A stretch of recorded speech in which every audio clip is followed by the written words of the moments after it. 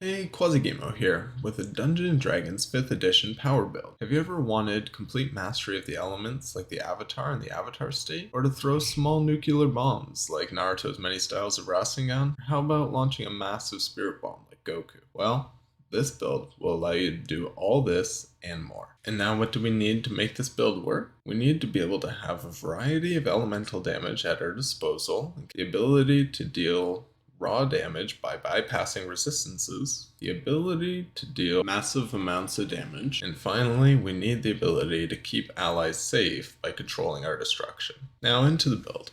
First off, for our race, we'll be choosing Variant Human. This gives us a +1 to any two stats of our choice, which will be Intelligence and Charisma. And with our race stat modifiers, this is what our stats will look like with point by. An 8 in Strength, 14 in Dexterity, 10 in Constitution, 16 in Intelligence, 13 in Wisdom, and a 13 in Charisma, giving us 83 health at level 20 and an AC of 19 with medium armor and a shield. If you're rolling for stats, just remember to keep Dexterity, Wisdom, and Charisma all above 13 for multi-classing. Then try to maximize intelligence.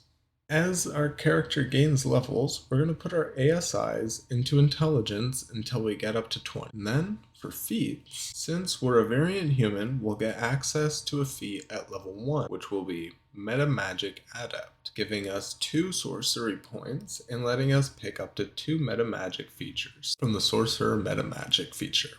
The meta magic features that we're going to be interested in is Transmuted Spell and Seeking Spell. Transmuted Spell is going to allow us to spend 1 of our points to change our spell's damage type to any of the following: Acid, Cold, Fire, Lightning, or Thunder damage. While Seeking Spell is going to let us spend both of our points to roll a second attack roll if we miss with a spell.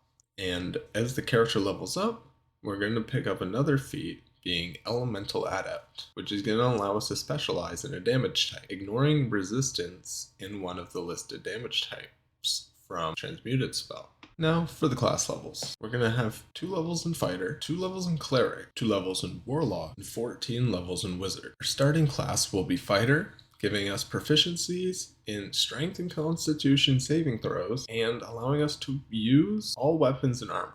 We'll be leveling up to 2 in Fighter to give us the Action Surge feature, allowing us to take 2 actions on the same turn, once per short rest. Next class will be 2 levels in Cleric for the Grave Domain subclass feature, Channel Divinity Path to the Grave, which applies vulnerability on one target you can see within 30 feet, effectively making them take double damage from the next attack, and this can be used once per short rest as well. Then we're going to pick up 2 levels of Warlock for the Hexblade subclass feature, Hexblade's Curse, which grants a curse on one target you can see within 30 feet, allowing us to crit on a 19 or 20 and deal extra damage equal to our proficiency bonus. And finally, we will be taking 14 levels of Wizard for the Evocation subclass feature, Sculpt Spell, which allows us to protect creatures in our spell's area equal to the spell's level +1. The next important subclass feature is Empowered Evocation, which allows us to add our intelligence modifier to damage dealt with evocation spells. And our ultimate ability comes from the subclass Capstone feature,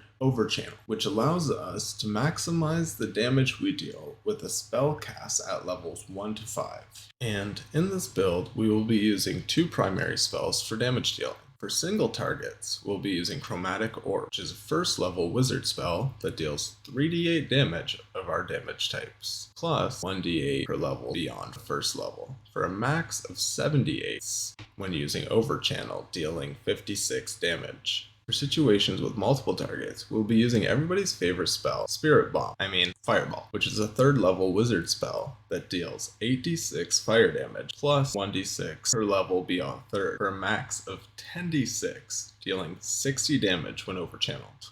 Alright, so with the build out of the way, what does it do? We can throw 5 different flavors of magical nukes that bypass resistance. And if you're wondering how, well, when we see a creature or creatures worth nuking, then do the following. Move within 30 feet, Use Channel Divinity, Path to the Grave. This will apply vulnerability, which nullifies any resistances that they have, or doubles damage if they're not resistant. You use your bonus action to Hexblade's Curse them, which will increase damage by 12 and double the critical rate of Chromatic Orb.